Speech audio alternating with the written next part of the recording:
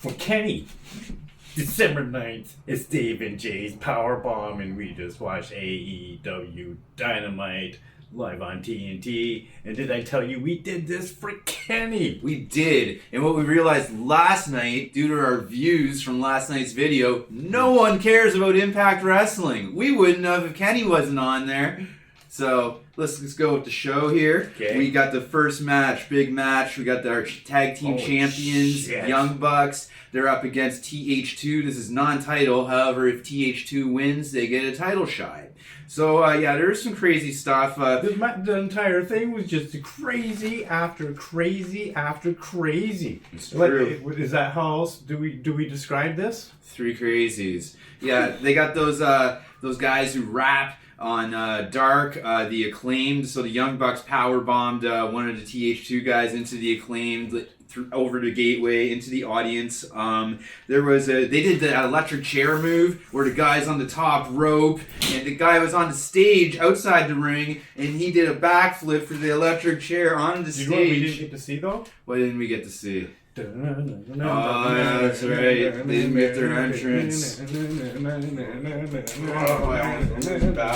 gotta stop. Let's go back to I'm the not show. as much drugs as Angelico is. They couldn't keep it going. TH2, the hybrid of drugs. So, one of the Young Buck guys, they tweaked their knee, and there was a reverse hurricanrana. And then Angelico, he hooks in that Navarro death roll, that twisting leg bar, but it was broken up by one of the Young Buck guys. They did a swanton off the top rope onto the guy. Which is crazy. It was, but what was even crazier was the Meltzer driver they did outside of the ring. Like, it was nuts. That was crazy. It was. And then at the end, they hit the big BTE trigger because nothing else could be done. And Young Bucks don't have to give a title shot to TH2 next Which is week. not crazy. Yeah, that's good booking.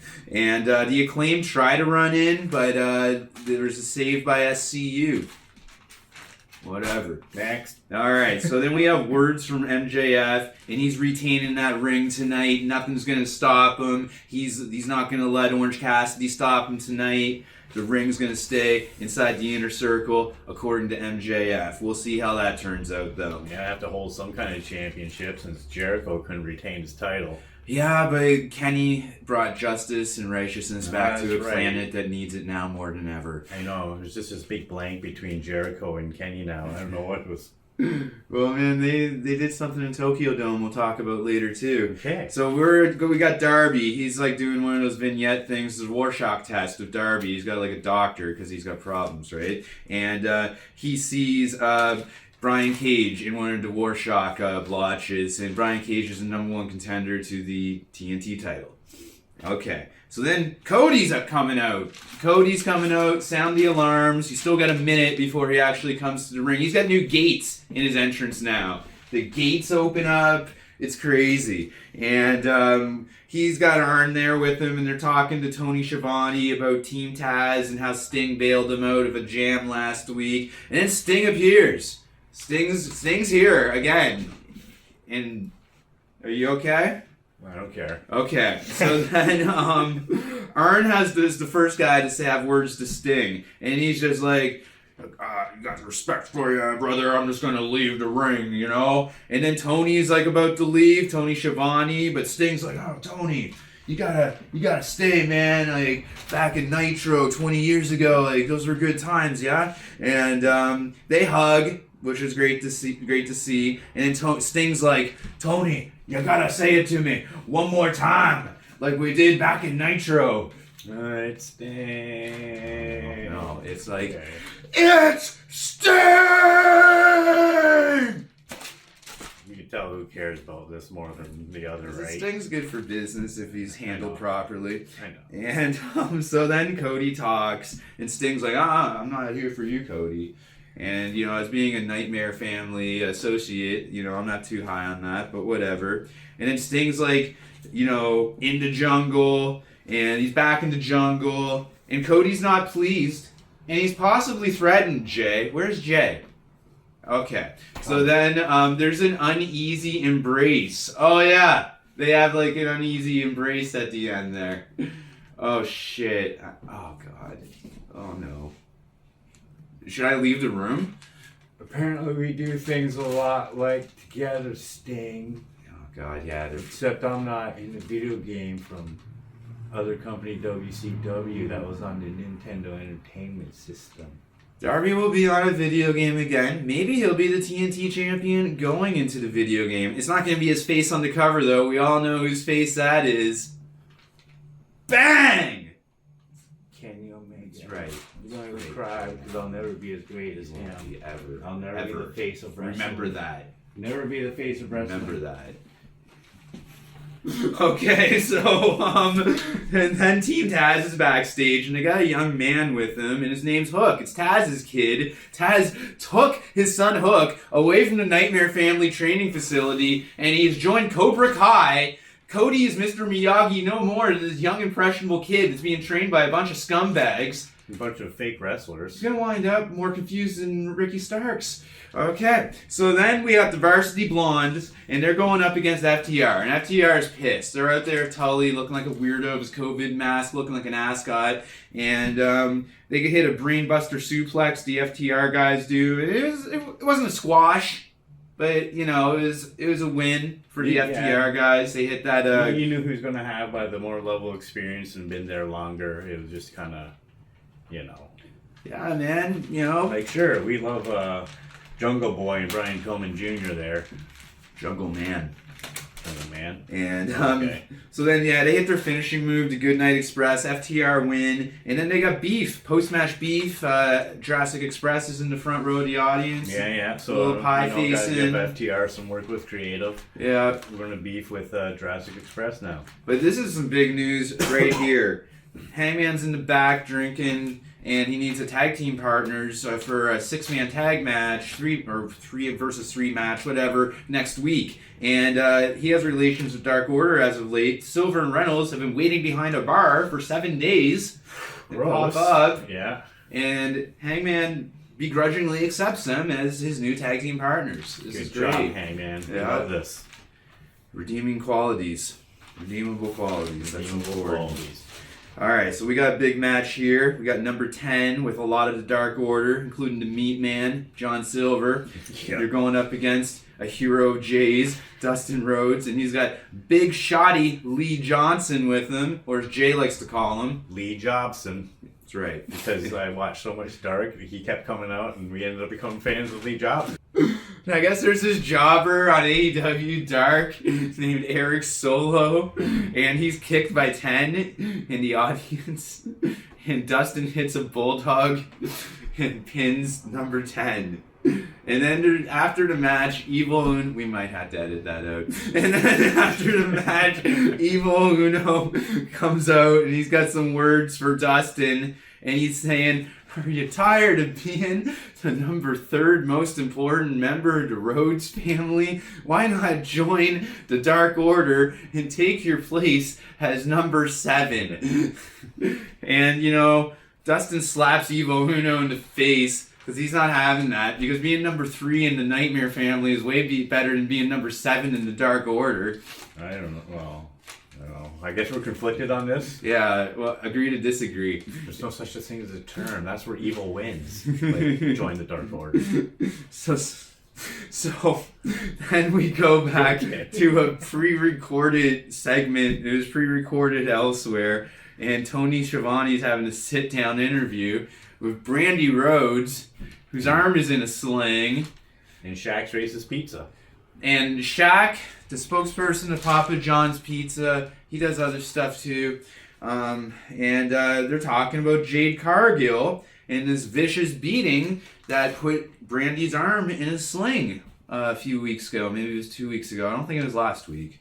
And is this like peace talks, right? Like, are we just going to settle this like through words this time? Nope, it was just a bunch of shit talk from Shaq, and it was awesome. Yeah, at first Shaq's just like, oh, don't worry, I was just messing around on Twitter. Brandi Rhodes is having none of it. Kudos to Brandi. I was never really a huge fan of Shaq. And what does Brandi do, Jay?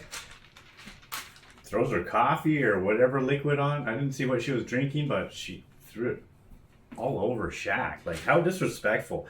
Just because you think you're like wrestling royalty that you married into doesn't give you the rights to like go out and burn on Shaq like that. Hold the phone. Shaq has nothing to do with wrestling, and he's a piece of shit. He should never have sucked his wild dog Jade Cargill on that precious Shaq thirst trap. Brandi Shaq Rhodes saved his son from jumping in the shark-infested water to chase his GoPro, so that makes him a good human being. Battle drawing lines drawn on Shaq. I'm pro Nightmare fam. Fuck Shaq. I said it. Alright, at least now we know where we stand on the issue. We never really talked about it before. It got kind of real there. Alright, so Inner Circle Ultimatum time. Will they or won't they break up? They entered a ring together. It looks like a big sign of unity. We got an epic Judas sing-along. Everyone's on the edge of their seats. Will they or won't they? Okay. Santana's so upset. He couldn't even show up for work. That's right. And MJF, he says it's all love. Loves each and every one of them like brothers. Yeah, we're both me and you know that he's full of shit. Yeah, and so we got positions here. Sammy hates MJF. Doesn't trust him a lick. That towel shit last week when MJF almost threw in the towel on Chris Jericho. And Sammy, this is your opportunity to escape from the Inner Circle. Do it. Don't, Free Sammy move don't part do 2. it. Free Sammy move hold up. part 2. Hold the you phone. can become greater than anybody in the Inner Circle now. Sticker Chris. Sticker Chris, do the right thing. Free Sammy. Sticker Chris. Holy shit, man. The lines are being drawn tonight, folks. Can you do the heart thing right now? Oh, there is no heart. You broke it. And MJF is saying he just brought the towel in to wipe the sweat off his brow. He wasn't going to throw in the towel on Chris, but I don't believe him. And then Ortiz is on defense, but he tells Sammy, like, come on, shake his hand. He says to Sammy, you're better than him, and he knows it. So then Sammy begrudgingly shakes the man's hand. I don't like this. And then Sammy says, though, I didn't know. Sammy's being his own man, but, you know, hedge your bet, son. So, he says Sammy will quit if anything else happens that's shady. He says it to MJF, and he gets in Jericho's face, too. I was worried. You will become greater than any Jedi than ever before. That worries me, too. Just stick with your Sith Master just a little while longer, Sammy. There's still much to learn. And so then Hagar and Wardlow, they're having a staring contest, and they don't like each other very much still. And are the differences resolved? And they bring it in for a unified 7-man fuck everything. Yeah. And then we have, this match. Yeah, so we have Eddie Kingston, boo, with the Butcher and the Blade. Come on, guys, you're better than that. You don't have to hook up with Eddie Kingston. They got that sex machine, the bunny, with her like that. And Lucha Brothers, they're going against Lucha Brothers and Murder Hawk with Jake Roberts. And Murder Hawk, he usually murders someone, like a stagehand or something during his entrance, but he just ran in and did a flying crossbody over the top rope onto everyone. Jake sweating like a madman. And this is his first AEW tag team match ever, Jay. Yeah, it's fantastic. It was kind of like coming I home. really didn't care about this match because I had to look at Eddie Kingston, but I was really happy that Murder Hawk was there. Yeah, but you're not gonna like what happened next, my friend. Pentagon was suplexed into the Timekeepers Arena table, and I think Butcher did it, and he got effed up. He injured his help to the back, and then the bunny got involved. You started asking if Murder Hawk turned good guy. I said he's kind of like good guy right now, but for how long? Kind of gray area. It's good to see, though. Bunny gets involved. Jake Roberts gets involved. Rey Fenix is hurt, guys. Man. Kingston botched it. Rey Fenix was coming off doing some crazy springboard to the outside of the ring. Kingston was too far away, and it was just like he came off and powerbombed himself off the top of the rope to the outside of the ring, landed right on his back of his head, that injury report would probably make the cover of tonight's Powerbomb, but I think that drink shot, you and I just got so heated over the issue. If we're getting burned about it, imagine the rest of planet Earth.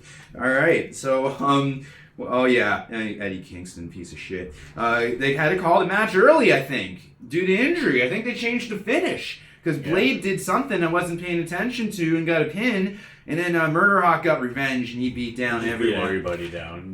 Does what Murder Hawk does. Yeah, and it was cool. And then there's a backstage, and Red Velvet is getting beat down hard by Jade Cargill. And then the whole women's locker room, it seems, has to clear in there and save Red Velvet. Jade Cargill has the blessing of Shaq, and these two monsters have to be stopped. Who's going to do it? Brandi and Red Velvet. So funny, Jay. Because we're Anna J. Tay fans over here now. I like them all in different ways. Alright, so then speaking of someone I like, Abadon.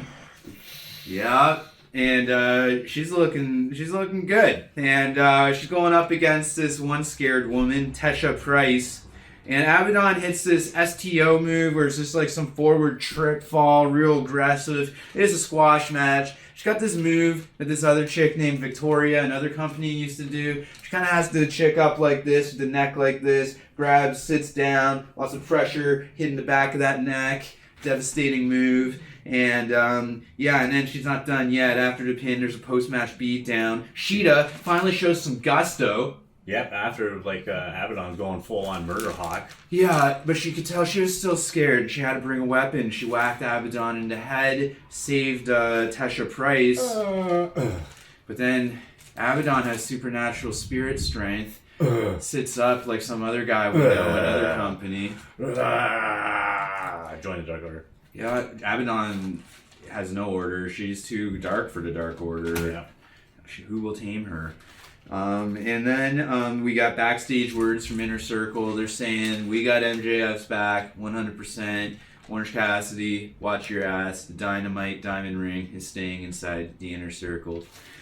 And then, alright, so this helicopter arrives outside, and clearly you know who's inside it, right? Fresh off his debut on Impact Wrestling, which we covered, which no one cares about, but we care about Kenny. But all 12 of you that watched it, thanks, because 4 of those views were both probably me and him twice. Yeah, we can't watch it no more. They might start flagging it. Marvez is trying to chase him down, right? Don Callis is out there too. Kenny might have drove the helicopter in there. I didn't see a pilot. And I saw it land though. And there's like no time to talk, Marvez. They arrive to the ring. Kenny's got 4 cleaners now. Count them. 4. It's doubled. And there he goes down the heel tube, Jay. I know, I pointed that out. You did. And so Tony Schiavone's in the ring, right? He's got a microphone. He's like, "What happened to the gentleman's agreement, huh?" Oh my God! Can AEW stop with the whining about the gentleman's agreement thing? We covered it. We cleared him, and twice we're saying this. You got DDT'd into a space heater outside the ring, and then you got the little microphone thing, and you're going up in arms. Okay, gotta bring it in. We got a show to do. For Kenny. And so then, Tony's livid. Yeah, okay, we're livid at Tony. And then it's revealed that Kenny gave birth to AEW inside the Tokyo Dome, like probably 6 or 7 years ago. What can this guy not do? Yeah. So then they're against nepotism. Who's also against nepotism? David here. David J's Powerbomb. So then we got, so they're living life large. So we got our main event, and it's for the Dynamite Diamond Ring. It's MJF with Wardlow and the entire Inner Circle, except for Santana. He was so upset he had to take the week off, and they're going up against Orange Cassidy. Orange Cassidy's got Trent and Chuck with him, of best friends. MJF snaps Orange Cassidy's sunglasses, which, what are sunglasses doing in a wrestling ring in the first place? So he had to send a message. Yeah, that's true. They're on the apron, and Orange Cassidy's running up for that orange punch, but MJF gets out of the way.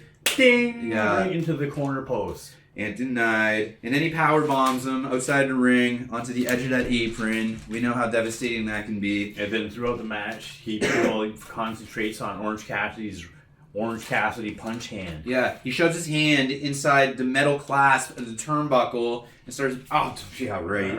I need these hands. And then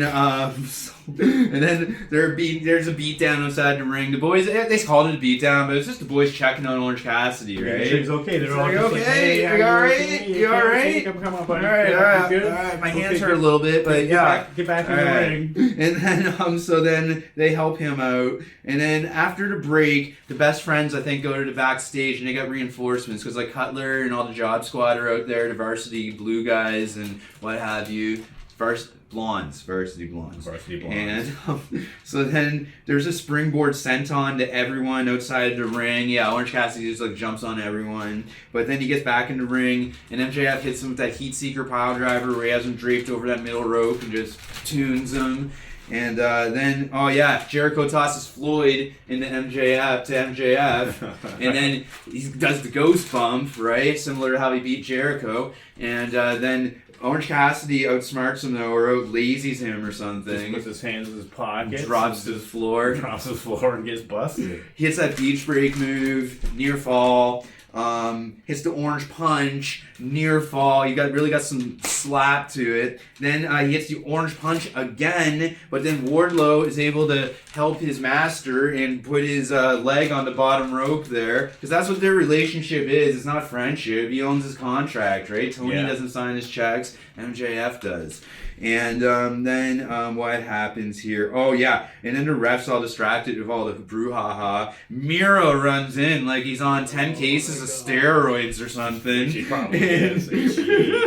He nails like this devastating clothesline on Orange Cassidy. And MJF is able to get the pin, retains the Dynamite Diamond Ring. There's a huge brawl of the best friends going up on the stage. And then afterwards, like, he destroys several security guards.